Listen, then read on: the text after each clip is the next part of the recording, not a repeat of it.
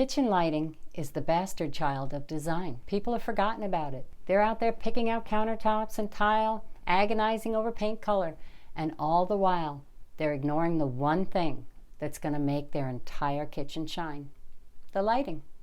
In this video, I'm going to show you the 3 biggest mistakes I see in kitchen lighting and how you can fix them. A subscriber sent me your plans to check to make sure that they had the right flow, that they worked. And while I've got them, I figured why not do a lighting plan since she was so kind to share them with us. So I'm going to do a rough lighting plan and show you how I place the fixtures based on the information I got from her, the layout, and the kind of fixture she's going to use. The first problem is not thinking about what the lights are going to do. What's their function? What's their purpose? To highlight some of those things we've been shopping for weeks.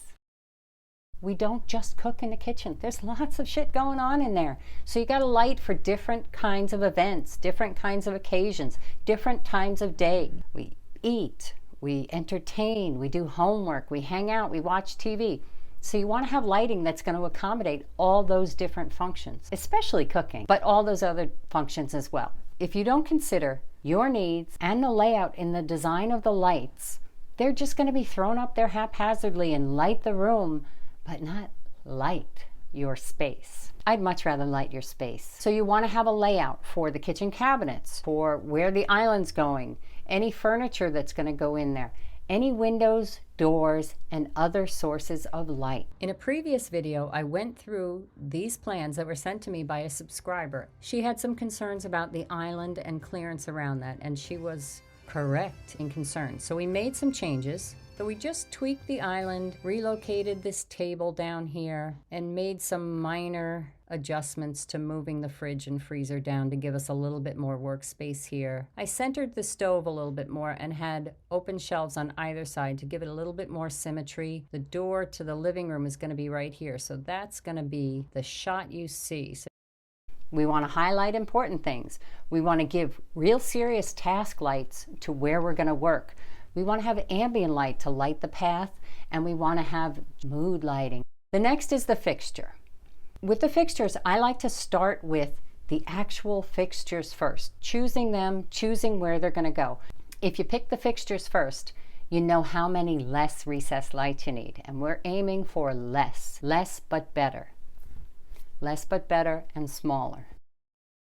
Here's my little key. So the red is recessed cans, this is a sun tunnel, and these are pendant or ceiling lights. Now here's the plan, and let's walk through why I did what I did. Now I'm going off based the information I know about the client, how they're going to use the kitchen, and the layout as it stands. So now we lay out the fixtures. I always start with the fixtures because they're pretty, there's less of them, and it gives a client a sense of satisfaction to know that the room is lit regardless of whether we put one recessed can in there. You have light. So I've laid out 2 pendant lights over the island. Now this island is 6 by 4.6, so the homeowner has a couple of choices. She'd like to use these 2 glass pendants, which may work in this space, but we need to be mindful that the island is only 4.6 by 6 foot. And if these pendants are too close together or too off the edge, they don't do what they're supposed to do. Generally, you're going to want about 30 inches between the 2. That's generally. You've got to eyeball it. You've got to look at the particular fixtures. You've got to look at what you've got going on. So in this case, she's got to be really mindful that these are small diameter pendants, or the other option, do the pendants like this, which will give better light to the entire island. Over here at the small table, we have a hanging small chandelier or pendant light. These 2 yellow globes you see are the sun, or a sun tunnel. So basically that's like a skylight without all the perks. So you get the light, but you don't get the view. And that'll bring a lot of light into this pantry, this dark corner here. If we have the window here, that's a good spot for it back here. The other one they're proposing is going in front of the stove. The pantry, I'm proposing to do some track lighting and some under cabinet lights to light the countertop. This wall, I've got this wall, I've got shelves over here. So I can have a bunch of different heads hitting different spots. Now on to the elephant in the room, the red dots, the recessed cans. When you start placing your recessed lights, You want to remember that your ceiling height matters. The taller your ceiling, the better the light you're going to need, or you're going to end up with a general spill of light that is just like a boob light, and you might as well save your money and get a boob light. Think about where your cabinets are, what you want to highlight, how high your ceilings are, and what the other fixtures and windows are going to do for the light in the room during different times of the day. It's a lot to consider, but it's well worth it, because recessed cans are expensive if you get the good ones, and they're ugly if you don't. So you want to be mindful about where you put them. They got to make sense. So let's run through. First thing is you want to light up a doorway. You always want to have light by a door when you come in. So we've got one here, and I've got one here to the door to the existing house. I also am proposing that maybe she do some wall sconces instead, which would light this general area and give a more flattering light. But that's for the homeowner to decide. Now I've also got one in this corner because when you light the corners, you make a room expand. And it would have been a dead space. This one here, again, we have a slider out to the back door. You want to light the door. Now over here, this is going to light the path. Fridge and freezer. If we get an adjustable gimbal here, you can aim those to highlight the fridge and freezer. This one in the corner here is going to give us general ambient light, and it's going to highlight the open shelves and cabinets here. Now remember, we're going to have task lighting underneath the shelves here. We're going to have a sun tunnel here, and another light doing the same thing, lighting the path and also giving a little bit of light to the shelves here. These two doing the same thing. They're lighting the path. This one here, this is the money light. We don't want to put this light here because this is where we stand. So the top of our head will be lit, but the dishes won't. So you want to pull this one in nice and tight, close to the wall to light up what it's supposed to light up. Now these two can stay out here, or you could bring them in and light the countertops and then add two more here. That's a lot. So I'm going to say no to these. Move these out. They're still going to cast light on all around. As you're laying out your fixtures, you want to think about how you're going to turn them on and off as you move through the space. So when I come in the door from outside, I want to be able to flip a switch and turn on a light and light my path to the next switch. Dimmers are your friend. You want to make sure all of your lights are on dimmers so that you can control the intensity of the light. Once we've got our fixtures laid out, so if you want pendants over the island, this over here, that over there, lay them out on the plan. Just a quick aside for pendants over the island, they generally want to be 30 to 36 inches above the surface. Not more than that. You'll see a lot of those pictures on Instagram. They're 9 feet in the air. That's not going to do the job of a pendant. The idea of a pendant is to have light where your face is, to light up the people. It's not for task lighting. It will give you some general ambient light, but pendants are for the people. Pendants for the people. You want to choose something that's going to be appropriate for the size of your island. So for this island, it's 4.5 by 6.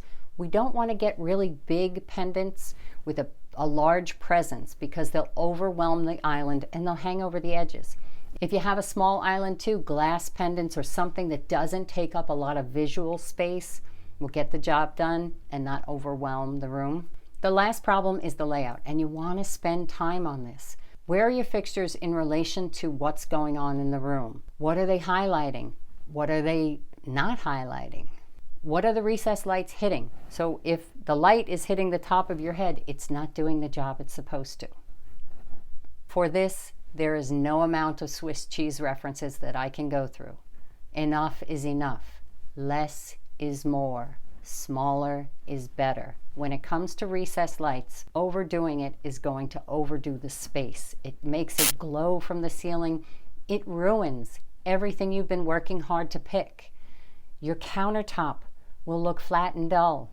Your tiles won't shine. But they do serve a function and they do fill the dead space around the room. They do light paths and they don't take up room. So they have a purpose. Just know that when you go into it, they are not the be-all to end-all. They are not how to light a kitchen. If you've ever been in a friend's house and everyone is lit from above, you know it's not a flattering look. If we're spending that much time in there, we want to have flattering lights. So be deliberate about where you put your recessed lights and why you need them there. You need to consider your ceiling height because the further it gets up there, the more it's going to spread out and wash out and create dull light. In areas over the sink where it counts, you might want to go for a halogen where you get a nice beam of direct light hitting exactly where you want it.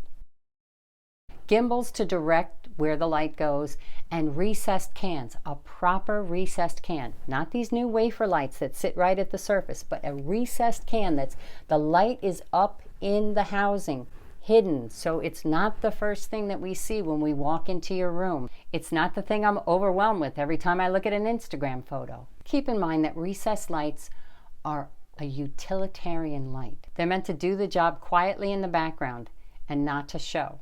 When you are laying out your recessed lights with your contractor, a 9x9 grid across there that makes it easy for the electrician is not what makes it good for you.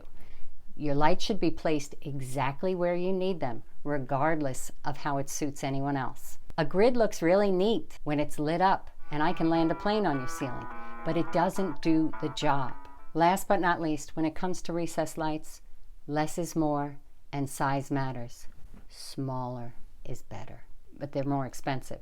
So when you're doing less, you can save up for that nicer, smaller one. Thanks so much for watching.